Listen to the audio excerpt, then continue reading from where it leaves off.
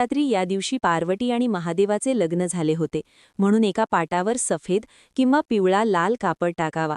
त्यावर पूजेसाठी भगवती पार्वती मातेसाठी हिरवी साडी, हिरवा खण आणि नारळ ओटी एका पाटावर ठेवावी.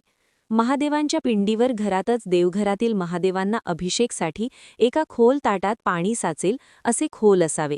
त्यात महादेवांची पिंड ठेवावी. नैवेद्यात फळे, विडा, दक्षिणा ठेवावी. आता एक लोटा जल अर्पण करायचे.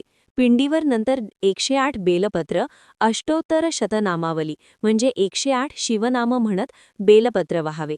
म्हणजे प्रत्येक नाव जप झाल्यावर बेलपत्र ठेवायचे, दुसरे नाव जप, दुसरे बेलपत्र, असे एकूण 108 बेलपत्र आणि नामजप. बस, फक्त इतकी पूजा केली तरी महादेव प्रसन्न होतात. जर तुम्हाला वेळ असेल तर शंकरांची आरती करावी. महामृत्युंजय मंत्र केल्याने आरोग्य तब्येत चांगली होते. शिवकवच स्तोत्र वाचावे आपले रक्षण होण्यासाठी. शिवमहिम्न वाचून जर ते पाणी व्यसन असणाऱ्यांना पिण्यास दिले तर दारूसारखे व्यसन सुटते.